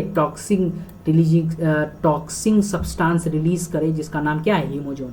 ठीक है, release parasite infect new blood cells. ठीक है, अब उसके बाद ये यहाँ आया sexual stage gametophyte develop into red blood cell. उसके बाद सेक्सुअल स्टेज इसमें आ जाता है। ठीक है, यानी कि ये आरबीसी से होने के बाद अब उसके बाद ये फिर गैमेटोफाइट में चेंज हो जाता है। गैमेटोफाइट में चेंज होने के बाद female mosquito takes up gametophyte into the blood. उसके बाद फिर क्या करता है, ये फीमेल मॉस्क्यूटो जो है, जो भी इन्फेक्टेड पर्सन है उसको जो है ये सक करता है उसका ब्लड। इन्फेक्टेड पर्सन है जिसको मलेरिया हो चुका है, यानी कि प्रेजेंट में उसको मलेरिया है, फिर से वो मॉस्क्यूटो आया और उसको काटने का कोशिश किया। अब इसको जब काटा तो इसमें गैमेटोफाइट चला गया इसका। ठीक है, ये गैमेटोफाइट क्या करता है, फिर डेवलप करता है, fertilisation and development take place in the mosquito gut. Mosquito gut में ये डेवलपमेंट करता है और उसके बाद अपने इसके सेलेवरी ग्लैंड्स में, मॉस्क्यूटो के सेलेवरी ग्लैंड्स में ये स्पोरोजोइट के रूप में स्टोर हो जाता है। किसके रूप में स्टोर हो जाता है, स्पोरोजोइट के रूप में स्टोर होता है। किसके रूप में, स्पोरोजोइट के रूप में। कहाँ पे, फीमेल एनोफिल्स मॉस्क्यूटो के सेलेवरी ग्लैंड्स पे। और फिर जब इसे उसके गट में ये पहले से मौजूद है, फिर when the mosquito bites another human sporozoites are injected with the bite. और जैसे ही उसके अंदर मॉस्क्यूटो के सेलेवरी ग्लैंड्स पे क्या, सेलेवरी गट पे क्या रहता है, वो स्पोरोजोइट रहता है। और फिर जब वो दोबारा किसी हेल्थी ह्यूमन को काटने का कोशिश करती है तो अपने स्पोरोजोइट को उसके अंदर इंजेक्ट कर देती है और फिर से साइकिल जो है स्टार्ट हो जाता है। तो बढ़िया से समझ गए होंगे। अब आगे बढ़ते हैं। एंट अमोबा, अब अगले बीमारी की तरफ बढ़ते हैं। Entamoeba histolytica is a protozoan parasite. जैसे कि अभी हम लोग पढ़ रहे थे प्रोटोजोन पैरासाइट, जिसपे हम लोगों ने पढ़ा क्या, मलेरियल डिजीज के बारे में। अब हम लोग पढ़ेंगे एंट अमोबा हिस्टोलिटिका, जो कि एक प्रोटोजोन पैरासाइट है। Is in the large intestine of the human, ये हमारे लार्ज इंटेस्टाइन में होता है। विच काउजेस एमोवाइसिस, एमोवाइसिस काउजेस करवाता है, यानी कि एमोबिक डिसेंट्री। ठीक है, सिम्टम्स क्या है एमोबिक डिसेंट्री के, सिम्टम्स क्या है, कंस्टिपेशन होगा, एब्डोमिनल पेन होगा यानी कि पेट में दर्द, क्रैम्प्स आएंगे, stools with excess mucus and blood, यानी कि स्टूल जो है ब्लड और एक्सिस म्यूकस भरा हुआ होगा स्टूल। ठीक है, और इसका वेक्टर कौन है, house fly act as a mechanical carrier and serve to transmit the parasite through faeces of infected person to food, यानी कि हाउस फ्लाइज जो है एमोबिक डिसेंट्री को फैलाते हैं। एमोबिक डिसेंट्री का क्या क्या सिम्टम्स है, क्या क्या सिम्टम्स हैं बोलेंगे मेरे साथ, constipation, abdominal pain, cramps, stools, excess mucus with blood clots. ठीक है, ये जो है एमोबिक डिसेंट्री का सिम्टम है। और ये कौन से प्रोटोजोन के कारण होता है, एंट अमोबा हिस्टोलिटिका, एंट अमोबा हिस्टोलिटिका। याद, हाँ पता है, नाम थोड़ा डिफिकल्ट है लेकिन याद करना पड़ेगा। एंट अमोबा हिस्टोलिटिका, एंट अमोबा हिस्टोलिटिका क्या है, एंट अमोबा हिस्टोलिटिका। क्वेश्चन बहुत बार आया है इसमें से, बढ़िया से याद कर लें इसको। Entamoeba histolytica is, entamoeba histolytica causes amoebiasis. ठीक है, amoebiasis is caused by which protozoan, तो कौन सा प्रोटोजोन बोलेंगे आप लोग, एंट अमोबा हिस्टोलिटिका। ठीक है, याद रखेंगे इसको, आगे बढ़ते हैं। ठीक है। thereby contaminated them drinking water and food contaminated with fecal matter to the main sources of infections। यानी कि ये जो है house fly act as a mechanical carrier, ये ज़्यादातर क्या होता है कि इन्फेक्टेड पर्सन जब अपने फीसेस को फैला, मतलब जब अपने फीसेस को यानी कि एक्सक्रीट करते हैं तो उसके फीसेस में जो है इसका जो है एग्स रहता है। और जब कोई इंसेक्ट जो है उस एग में अपने आप, मतलब उस एग को कैरी करके कोई भी फूड में ले जाता है तो उस फूड में क्या होता है कि एंट अमोबा हिस्टोलिटिका का एग आ जाता है। और जब ये एग हमारे बॉडी, कोई ह्यूमन बीइंग उसे खाते हैं तो हमारे बॉडी के अंदर जाता है, तो हमें भी ये एंट अमोबा हिस्टोलिटिका बैक्टीरिया हमारे अंदर भी आ सकता है और हमें भी एमोबॉइक डिसेंट्री हो सकती है। तो इसीलिए अगर कोई भी फूड का अगर आप लोग सेवन करते हैं, कोई भी आलू खाते हैं या फिर कॉलीफ्लावर, फूल गोभी खाते हैं, तो अच्छे से उसे गर्म पानी से धो ले कि अगर कोई भी प्रोटोजोन, कोई भी बैक्टीरिया उसके अंदर रहे तो आपके बॉडी के भीतर वो एंटर ना कर पाए और आप हेल्दी रहे। चलिए आगे बढ़ते हैं। आगे क्या है, ascariasis, a common round worm, ascariasis एक कॉमन राउंड वॉर्म है। Wuchereria the filarial worm, some of the helminths which known as pathogen to man. जैसे कि एस्कैरियासिस एक कॉमन राउंड वॉर्म है, बहुत ही बार क्वेश्चन आया है कि कॉमन राउंड वॉर्म क्या है, एस्कैरियासिस। वल्चूरिया क्या है, फिलेरियल वॉर्म। ये क्वेश्चन में कंफ्यूज हो सकते हैं। एस्कैरिस क्या है, कॉमन राउंड वॉर्म है, लेकिन वल्चूरिया क्या है, फिलेरियल वॉर्म है, ठीक है। Are some of the helminths which are known as pathogen to man, ये भी पैथोजन है मैन में। Ascariasis an intestinal parasite which causes ascariasis. Ascaris क्या फैलाते हैं, एस्कैरियासिस फैलाते हैं। क्या फैलाते हैं, एस्कैरियासिस फैलाते हैं। क्या फैलाते हैं, एस्कैरियासिस फैलाते हैं। क्या फैलाते हैं भाइयों, एस्कैरियासिस फैलाते हैं। सिम्टम्स क्या है इसके, सिम्टम्स क्या है, इंटरनल ब्लीडिंग होगा, मस्कुलर पेन होगा, फीवर होगा, एनीमिया होगा, एनीमिया यानी कि खून नहीं बढ़ेगा, and blockage of the intestinal passage यानी कि आरबीसी का कमी, एनीमिया, पता ही है सबको, ठीक है। Symptoms of this disease include, क्या क्या होगा, इंटरनल ब्लीडिंग होगा, अंदरूनी ब्लीडिंग, मस्कुलर पेन मसल्स में दर्द, फीवर होगा, एनीमिया होगा, ब्लॉकेज ऑफ इंटेस्टाइनल पैसेज यानी कि इंटेस्टाइनल पैसेज में ब्लॉकेज आएगी, यानी कि कंस्टिपेशन हो सकता है, ब्लॉकेज, ठीक है। इससे भी बड़ा है, कंस्टिपेशन से भी ये बड़ा है, लेकिन कंस्टिपेशन के कैटेगरी में आप इसे डाल सकते हैं, यानी कि higher level of constipation. The eggs of the parasite are excreted along the faeces with infected person which contaminated soil and plants. तो इसमें ही बताया गया तो ये जो है एस्कैरियासिस कैसे फैलता है, यानी कि किसी भी पर्सन को अगर एस्कैरियासिस है तो जब वो अपने फीसेस को एक्सक्रीट करता है सॉइल में, ठीक है, इसीलिए स्वच्छ भारत अभियान को चलाया गया है, ठीक है। जब एक्सक्रीट करता है सॉइल में तो सॉइल्स में क्या करते हैं, उसके एग जो है उसके फीसेस से फूड में चले जाते हैं, ठीक है। फूड में जाने के बाद वो एक कैरियर का काम करते हैं और इस डिजीज को फैलाने में बहुत भूमिका निभाते हैं, ठीक है, ठीक है। A healthy person acquires this infections through contaminated water, vegetable, fruits, यानी कि एक हेल्दी पर्सन को कैसे हो सकता है, अगर वो गंदा फूड खाए, क्या गंदा फूड में वेजिटेबल फ्रूट अगर गंदा खाए, बिना धो के खाए, तो उसे ये बीमारी हो सकती है, ठीक है। आगे बढ़ते हैं, Wuchereria bancrofti and Wuchereria malayi, ठीक है। Wuchereria bancrofti and Wuchereria malayi ये क्या है, ये फिलेरियल वॉर्म्स है, are cause slowly developing chronic inflammation हो सकता है, ठीक है। जैसा कि आप देख सकते हैं ये क्रोनिक इन्फ्लामेशन है, एलिफेंथियासिस है ये, ठीक, और क्रोनिक इन्फ्लामेशन हो सकता है, ठीक है। Organs they live in many years, usually the lymphatic vessels of the lower limbs, यानी कि लोअर लिम्स में ये हो सकता है, ऑफ द डिजीज कॉल्ड एलिफेंथियासिस, यानी कि एलिफेंथियासिस मतलब हाथी पाँव, इसको प्यार से हम लोग फिलेरियासिस भी बोलते हैं, फिलेरियल वॉर्म के द्वारा होता है। तो एलिफेंथियासिस को करने वाला कौन सा बैक्टीरिया है भाइयों, वल्चूरिया बैनक्रॉफ्टी और वल्चूरिया मेलाई, ये क्या करता है, एलिफेंथियासिस कराता है। कौन से बैक्टीरिया हैं जो एलिफेंथियासिस कराने में महत्वपूर्ण भूमिकाएं निभाती हैं, ठीक है, वल्चूरिया बैनक्रॉफ्टी और वल्चूरिया मेलाई, ठीक है। ये क्या है, ये प्रोटोजोन है, ध्यान से रखें, ठीक है। फिलेरियल वॉर्म है, सॉरी फिलेरियल वॉर्म है ये क्या करते हैं, एलिफेंथियासिस करवाते हैं, ठीक। अब देख सकते हैं इसका फोटो भी बड़ा भयानक लग रहा है, आगे देखते हैं, ठीक। This pathogens are transmitted to healthy person through the bite of female mosquito vectors, ठीक है। ये जो है फीमेल मॉस्किटो वेक्टर के द्वारा ये बीमारी फैलती है, ठीक, फीमेल मॉस्किटो वेक्टर के द्वारा ये बीमारी फैलती है, ठीक। आगे बढ़ते हैं, many fungi belonging to the genera Microsporum, Trichophyton and Epidermophyton are responsible for ringworms, यानी कि बहुत सारे ऐसे फंगी के मेंबर्स हैं, जैसे कि कौन, माइक्रोस्पोरम, याद रखेंगे इसको, माइक्रोस्पोरम, थोड़ा ये हाईलाइट गड़बड़ हो गया लेकिन कोई बात नहीं, माइक्रोस्पोरम, ट्राइकोफाइटोन और एपिडर्मोफाइटोन, ये क्या करवाते हैं, रिंग वॉर्म्स करते हैं। रिंग वॉर्म्स सबको हुआ है, दांत, खाज, खुजली, ठीक है, सबको होता है ये, ऑलमोस्ट, बताना किसको हुआ है, अच्छा कोई नहीं बताएगा, पता है मुझे, ठीक है। आगे बढ़ते हैं, माइक्रोस्पोरम, ट्राइकोफाइटोन और एपिडर्मोफाइटोन, ये क्या करवाता है, रिंग वॉर्म करवाता है, क्या करवाता है, रिंग वॉर्म करवाता है, ठीक है। Which one of the most common infectious disease, ये भैया भी बोल चुके हैं कि मोस्ट कॉमन इन्फेक्शियस डिजीज है ये, मैन में, वुमेन में भी होता है, होता होगा यार, आपको कैसे पता, मतलब होता होगा।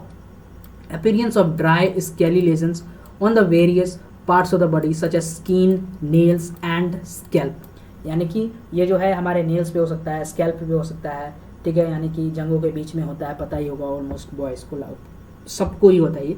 तो स्किन, नेल्स और स्कैल्प में होता है। Main symptoms of the disease, the lesions of complained by the intense itching, यानी कि खुजली भयानक रूप से होती है। इंटेंस इचिंग, बहुत ही भयानक रूप से इचिंग होती है, यानी कि बड़ा ही बेशर्म ये बीमारी है, बड़ा ही बेशर्म बना देता है इंसान को। तो बच के रहें ऐसे बीमारियों से। और ये भैया सबसे माइक्रोस्पोरम, ट्राइकोफाइटन और इपिडर्मोफाइटन, ठीक है। Heat and moisture help this fungi to grow. तो भाई साहब हीट और मॉइस्चर यानी कि नमी नमी नमी नमी, यानी कि अगर आप लोग नहा के आते हैं तो बढ़िया से अपने बॉडी को वॉश कर ले, ड्राई कर ले, तब कपड़े पहने, तो ये बीमारी होने के चांसेस कम नहीं। खासकर बारिश के सीजनों में ये बीमारी ज़्यादा रहती है, क्योंकि हीट और मॉइस्चर दोनों तरीके भयानक रूप से होता है, ठीक है। Which make them thrive to skin fault such as those in groin on between the toes, यानी कि टोज में ज़्यादातर होता है, क्योंकि जब इसका फेवरेबल क्लाइमेट कौन सा है, हीट और मॉइस्चर, जब इसको मिलेगा तो ये ग्रो करेंगे बेबी, समझा। Sorry ringworms are generally acquired by soil by using towels, ठीक है। ringworms are generally acquired from soil or by using towels, यानी कि ringworms जो हैं क्या होते हैं, एक्वायर्ड होते हैं कहाँ से, सॉइल से, बाय यूजिंग टॉवेल्स, यानी कि अगर आप लोग किसी और का टॉवेल यूज़ कर रहे हैं, किसी और का कंघी यूज़ कर रहे हैं, तो आपको ये बीमारी हो सकती है, ठीक है। क्लॉथ्स और even com in the infected individual, अगर आप ऐसा जैसे बोले कि com in the infected individual को भी इन्फेक्ट करवा सकते हैं आप, ठीक। Maintenance of the personal and public hygiene, अगर मेरे बोलने में कभी भी ऊपर नीचे हो जाए तो असुविधा के लिए खेद है, कृपया कर उस पर ना रहे और आगे बढ़े और पढ़े बढ़िया से। टंग स्लिप हो जाता है कभी कभी, कोई बात नहीं, आगे बढ़ते हैं, ठीक है, बिना बकवास किए, बिना टाइम वेस्ट किए आगे बढ़ते हैं। Maintenance of the personal and public hygiene is very important for the prevention and control of many infectious disease, ठीक है। क्या है कि public hygiene is very important, यानी कि पब्लिक हाइजीन यानी कि साफ सुथरा रहो भाई, सबसे इंपॉर्टेंट है। प्रिवेंशन करो, control of many infectious disease, यानी कि अगर आप पब्लिक हाइजीन अपने आसपास को साफ सुथरा रखेंगे, अपने आप को साफ सुथरा रखेंगे, जो भी आप खाना खा रहे हैं वो कंटामिनेटेड नहीं होगा, साफ सुथरा होगा, तो आप हेल्दी ज़्यादा रहेंगे और ये सब डिजीज आपको नहीं होगा। Measures on personal hygiene include keeping up the body clean, जैसा कि मैंने बोला, कंजप्शन ऑफ क्लीन ड्रिंकिंग, जैसा कि मैंने बोला, वाटर, फूड, वेजिटेबल, फ्रूट्स, ये सबको जितना हो सके स्वच्छ करके खाना है, क्लीन करके खाना है। Public hygiene include proper disposal of waste and excreta, यानी कि अपने वेस्ट और एक्सक्रीटा को प्रॉपर डिस्पोजल करवाना, इधर उधर नहीं। Periodic cleaning and disinfection of the water reservoirs, pools, seas and tanks and observe standard or practice of hygiene in public clinic, यानी कि इन सारी चीज़ों को रेगुलरली 6 महीना, 3 महीने, 2 महीने पे साफ करते रहना है कि बीमारियों से आप लोग बचे हुए रहें। Measures are particularly essential where the infectious agents are transmitted through food and water such as typhoid, amoebiasis and escheriasis, यानी कि ये सब बीमारी जो है, टाइफॉइड, एस्केरियासिस, एमोबाइसिस, ये सब जो है क्लीन नहीं रहने से ही फैलते हैं, पब्लिक हाइजीन मेंटेन नहीं करने से ही फैलते हैं।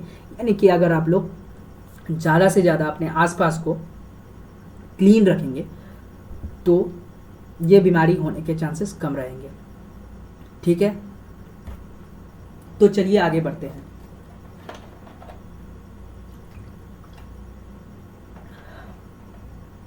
In cases of airborne disease such as pneumonia,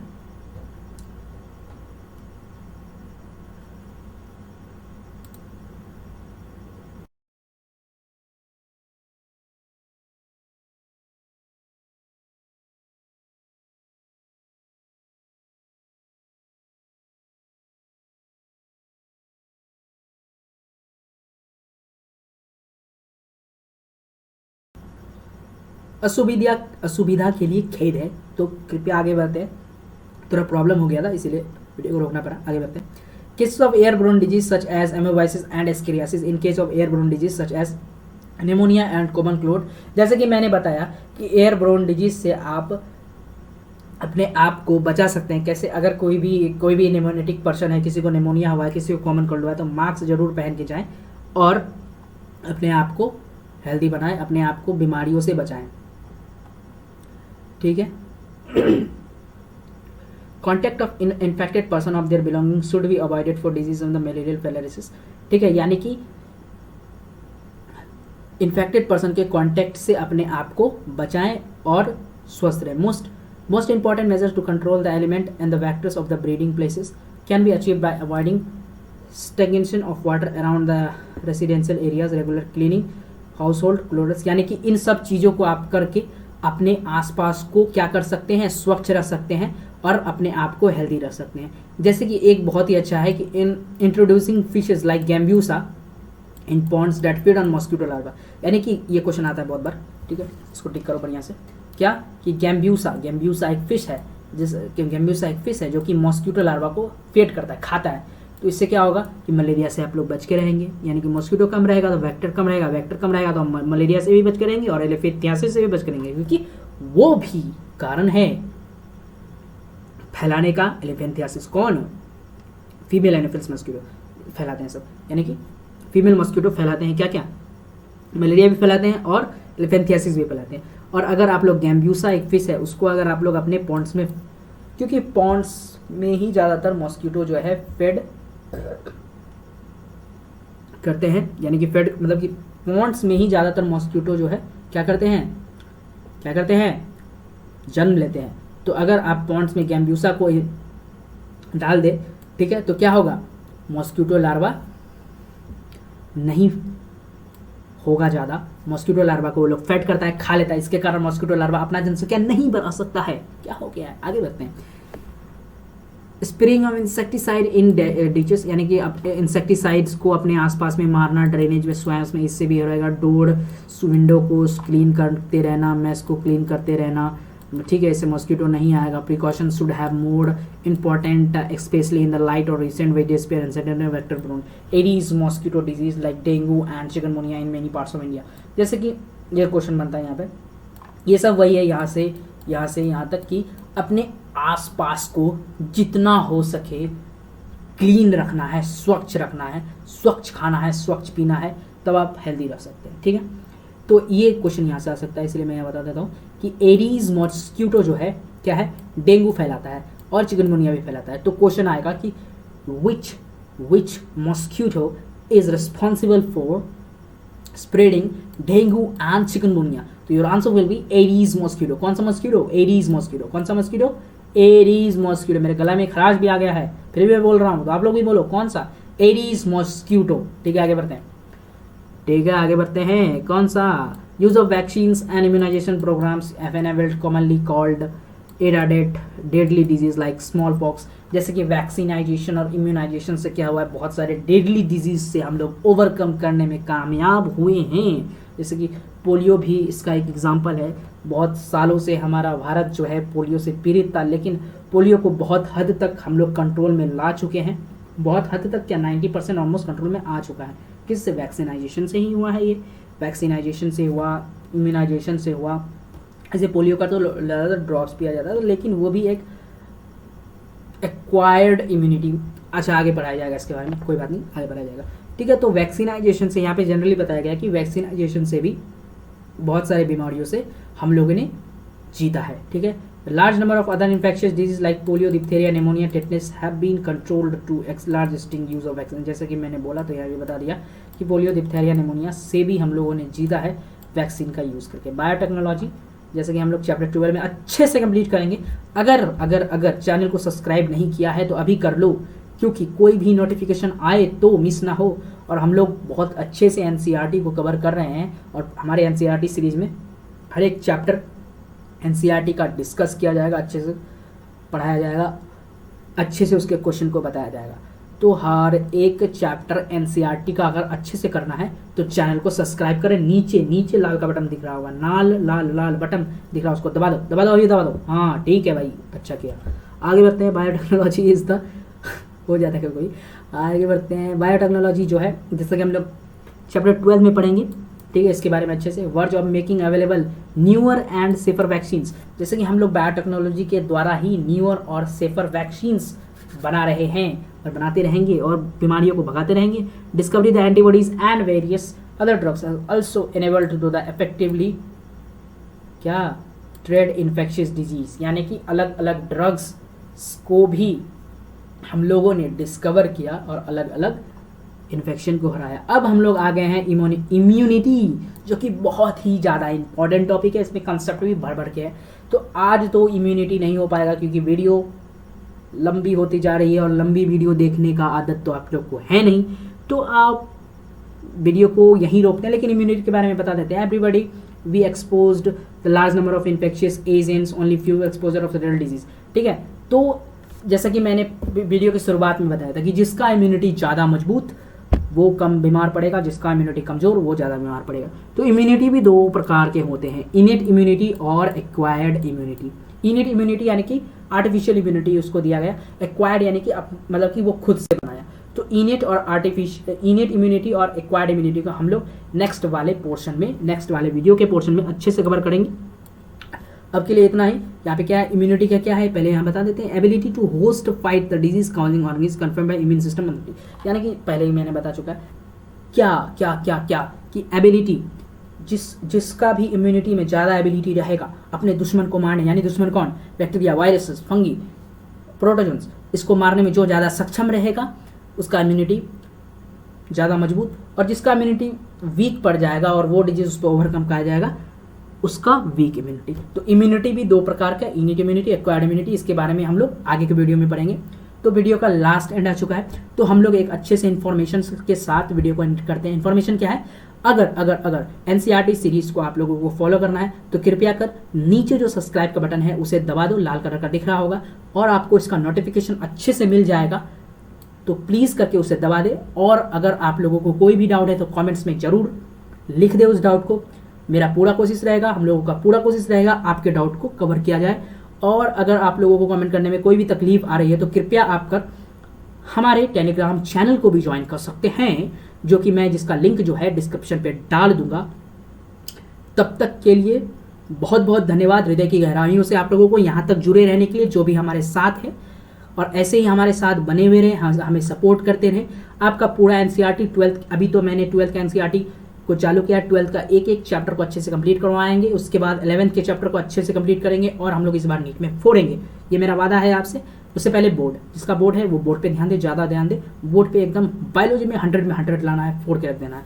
तो कीप सपोर्ट करते रहे हमारे चैनल को, जैसा कि मैं लास्ट में बोलता, keep supporting, subscribe our channel, आज हिंदी में बोलेंगे, प्लीज़ सब्सक्राइब कर देना। अगर यहाँ तक जुड़े हो तो भाई सब्सक्राइब करके नहीं जाना, क्योंकि आगे और भी इंपॉर्टेंट चैप्टर आने वाला है, और इसका जो नेक्स्ट पार्ट है उस पर हम लोग पूरी ह्यूमन हेल्थ एंड डिजीज को अच्छे से कंप्लीट करवाएंगे इसके नेक्स्ट वाले वीडियो में। अभी तक यहीं पे रहने देते हैं, बहुत रात भी हो गई, ऑलमोस्ट 3 बज गए हैं, कोई बात नहीं, चलने देते हैं।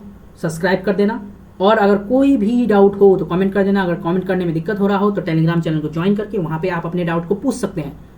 हमारी पूरी टीम सॉल्व करेगी आपकी डाउट को, मैं भी आके बैठ के सॉल्व करूँगा। धन्यवाद हृदय की गहराई से, बहुत बहुत धन्यवाद। Thank you very much, thank you.